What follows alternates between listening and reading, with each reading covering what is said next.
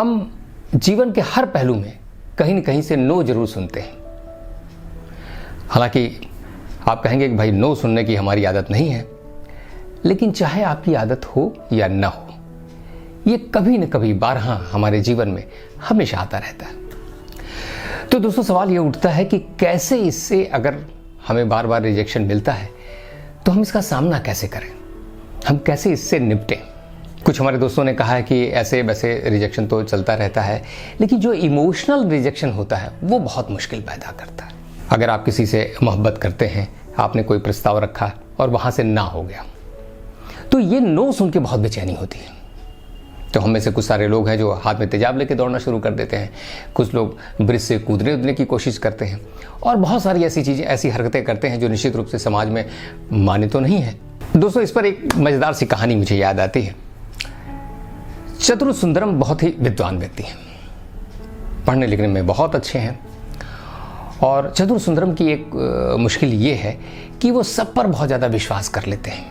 वो जिससे भी मिलते हैं वो आदमी उन्हें अच्छा लगने लगता है। तो चूंकि पढ़ने में वो बहुत अच्छे थे, तो अपनी पॉकेट मनी के लिए वो कुछ ऐसी चीज़ें करते थे कि कहीं ट्यूशन पढ़ा लिया, कहीं किसी जगह लेक्चर दे दिया, इस तरह के काम करते थे। और ज़्यादातर उन्हें जो ट्यूशन के लिए जो उनके विद्यार्थी मिलते थे वो लड़कियाँ होती थीं। अब बेचारे चतुर सुंदरम इमोशनल आदमी जहाँ किसी को पढ़ाने बैठे उसी से प्रभावित हो जाते थे, और जब प्रभावित हो जाते तो तय है कि उनको उनसे मोहब्बत हो जाती। और जब मोहब्बत हो जाती तो अब तो तय था कि इसे इजहार ख्याल अपना करना था, और जैसे ही उन्होंने इजहार ख्याल किया, उधर से रिजेक्शन का प्रस्ताव आ गया, यानी नो।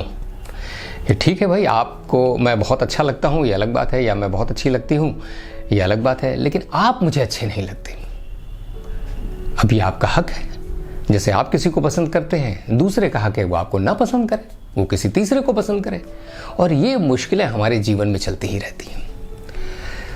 चतुर को बहुत आघात लगता। चतुर रात को घर लौटते थके हारे, और एक मदिरा की छोटी सी बोतल उनके हाथ में होती। छक कर वो मदिरा का सेवन करते, कुछ अपने को कोसते, कुछ उस सुंदरी को कोसते और सो जाते। दूसरे दिन चतुर सुंदरम एकदम नए व्यक्ति।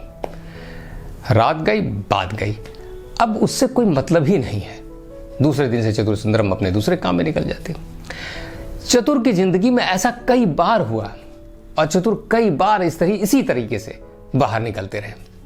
एक बार चतुर से मैंने पूछा, भाई ये तुम्हारा ये क्या तरीका? उन्होंने कहा कि किसी भी दुख और गम और तकलीफ को मैं बहुत ज़्यादा मौका नहीं देता, एक रात दे दिया बहुत है, इसके बाद मैं अब किसी को बहुत ज़्यादा झेलता नहीं। तो दोस्तों, अगर आप इस बात को समझते हो और चतुर से नसीहत ले सकते हो, तो हाँ, एक बात मैं कहूँगा कि मदिरा उदरा का सेवन ठीक नहीं है, वो उनकी अपनी विशेषता थी, वो कैसे उससे निपटते थे। आप सिनेमा जा सकते हैं, आप दोस्तों के साथ जा सकते हैं, कहीं घूमने जा सकते हैं, उस चीज़ को भुलाने के लिए कुछ और कर सकते हैं, और तय है कि उससे बाहर निकल सकते हैं। तो सबसे पहली चीज़ तो ये है कि आपको ये बोध होना चाहिए कि ये रिजेक्शन, ये नो हमारी ज़िंदगी का हिस्सा है, और जैसे हम ओपिनियन फॉर्म करते हैं, दूसरे लोग भी ओपिनियन फॉर्म करते हैं, और हमें दूसरे के ओपिनियन की इज्जत ज़रूर करनी चाहिए।